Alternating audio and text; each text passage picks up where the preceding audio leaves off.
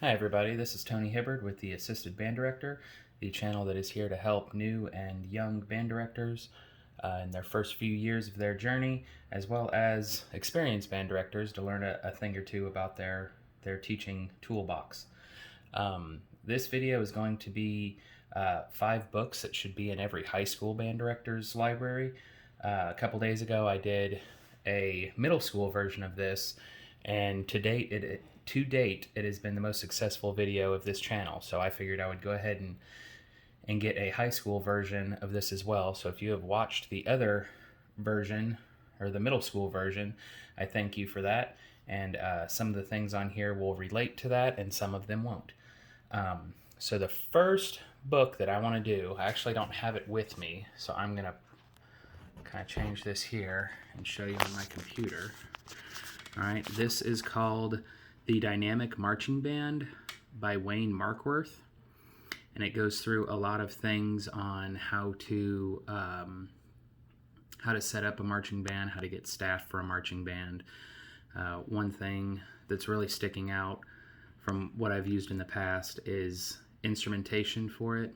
You know, if you have, 60 people in your band, this is roughly what should be woodwind, should be brass, and, there's no such thing as an ideal instrumentation, but it kind of gives you an idea of what to look at. I tried to look up where else to get this, and it looks like there is a new version of this, or a new edition, but it is only an ebook. Okay, so if you want the physical book, I'll put a link in the description below. If you saw my cat, I apologize. I shoot her off of this table a couple times and she keeps coming back. But I'll have a link for that book in the description below, and if you want the updated version, it's only available in ebook, it looks like. And I know some people like that, some people don't. So alright, so that was book number 1, The Dynamic Marching Band by Wayne Markworth. Alright, the next one, and as I said in the middle school version, these books are in no particular order. It's just the way I kind of have them laid out. So here is book number 2. Okay, so if you watch the middle school version, there was a Rehearsing the Middle School Band. This one is Rehearsing the Band. Okay, and depending on how strong your program is, you'll need this one. If it's a smaller high school, you may need the other one, or you may need both of them. Okay, but this one, it's got a chapter for each one of these directors. Okay, and it's got some powerhouse directors on there. This is laid out very similar to the other one, where each person has their own chapter. So chapter 1 is Frank Battisti. Okay, and then it gives a little synopsis on what he's doing right now.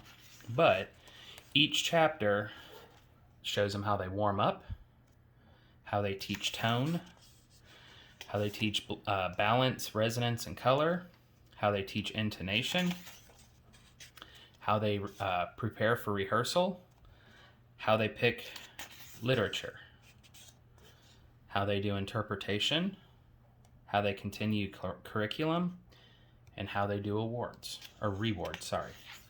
Okay, and then the next chapter is the next conductor or the next director, and then it goes through the same process again.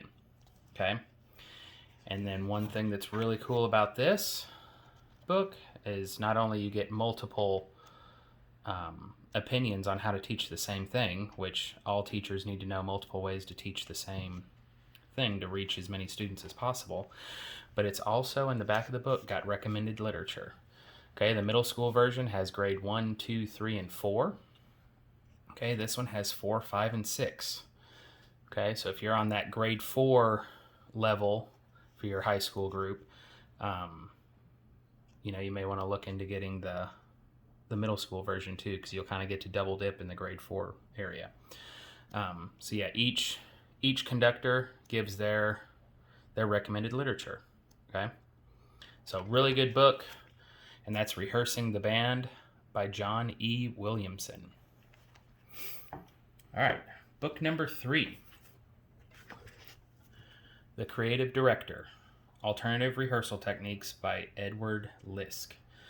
Okay, this has a ton of information in it. Okay, so first off, let's look at the table of contents really quickly. All right, so Chapter 1, Rehearsal Structure, how he breaks down a rehearsal. Okay, Chapter 2, Activating Concentration.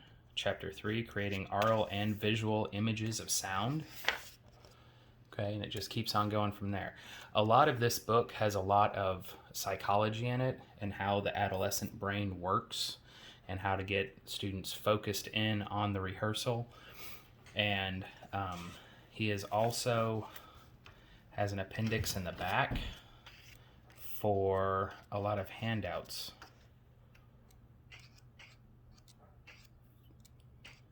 See, I'm trying to find the actual circle of fourths thing.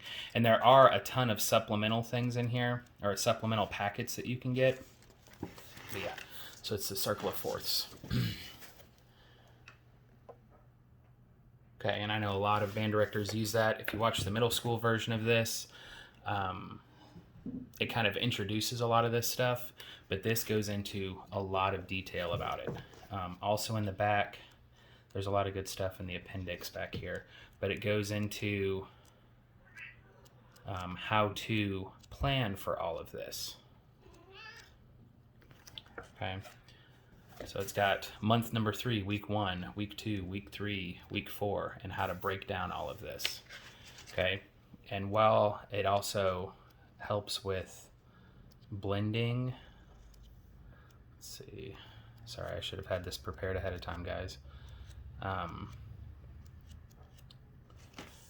Yeah, how to do dynamics, okay, but also how to blend dynamics within the group. Okay, so like for this one, the woodwinds crescendo and then the brass match the top of their crescendo and decrescendo back down. And then you can have the brass and woodwinds interchange.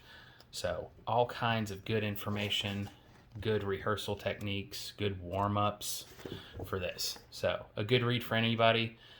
This probably could have gone in the middle school version as well, but I feel it's more appropriate for the high school version. So that's The Creative Director, Alternative Rehearsal Techniques by Edward Lisk. All right, so we are now on number 4, and we have our first repeat offender. All right, this was in the middle school version, and I had mentioned that you can't use all of it in the middle school because some of it will be a little bit above their head. So now in high school, you can use that. And this is Effective Performance of Band Music by Francis McBeth. And as I said in the other one, he does offer parts for this because he does use exercises from his personal pieces on how to teach this stuff. So if you have all of those pieces, you can dig them all out if you want. If you don't, you can just buy the set, which has all the excerpts from it. So you can have everything you need on one sheet. Okay. So this has a couple different chapters. He calls them solutions. And for those of you that don't know, this book is also known as the Pyramid Book, where he teaches the pyramid of sound. You know, the lower voices are on the bottom and play the loudest or the strongest, and the higher voices don't have to play as loud to help equal out the balance. So you've got achieving correct ensemble pitch and balance, achieving correct performance of dynamic and articulation markings. Let me jump to that one really quickly. So chapter 2,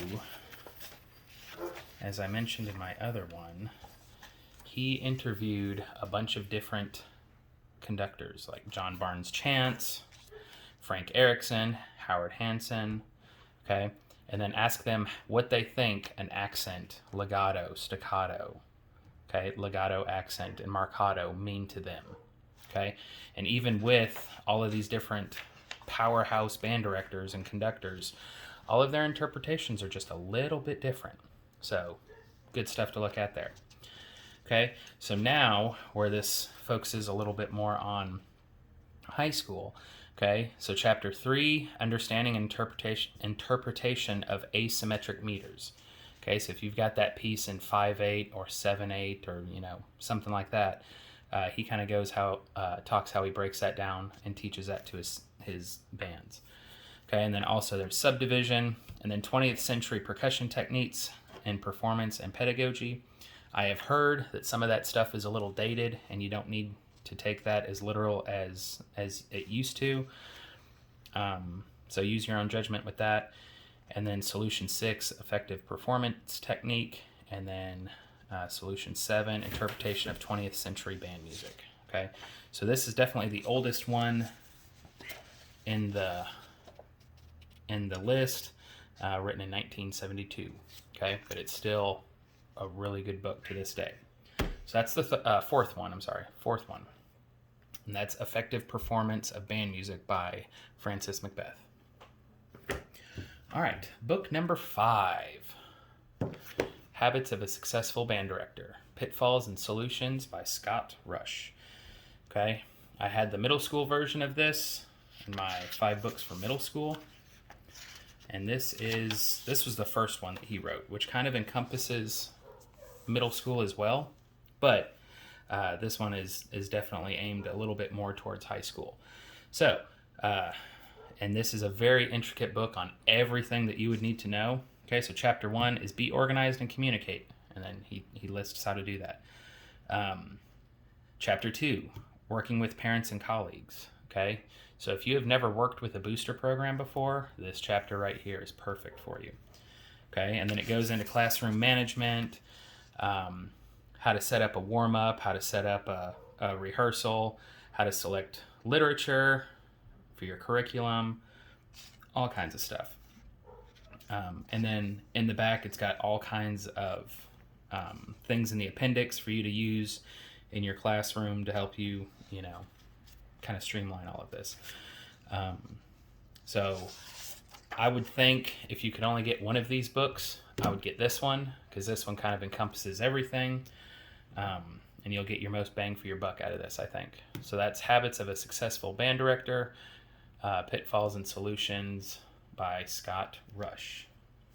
And if you don't know, he also has warm-up books for high school band, warm-up books for high school orchestra, middle school band, and middle school orchestra. He's got all kinds of stuff that follow the Habits title. So there's definitely a lot of material that can go along with this. So something to think about.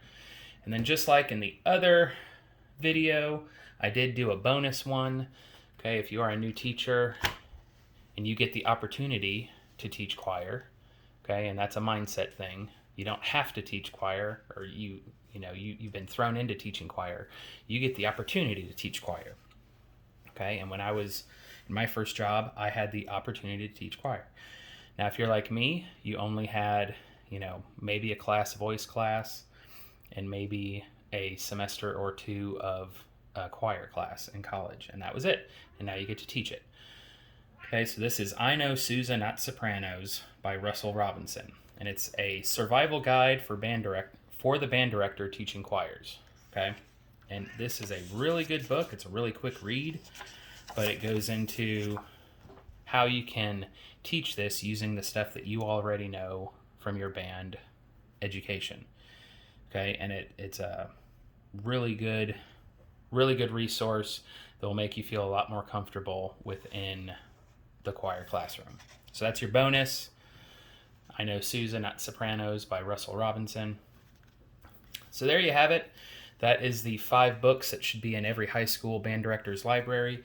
If you agree with some of these books, let me know in the comments. If you think that I left a book out and there's one that's more important, leave it in the comment section below. I am always looking for more books to read, and if there's something that I have missed that I think, that you think should be in every library, please let me know, because I would definitely like to look into that. So if you have made it this far, please like and subscribe.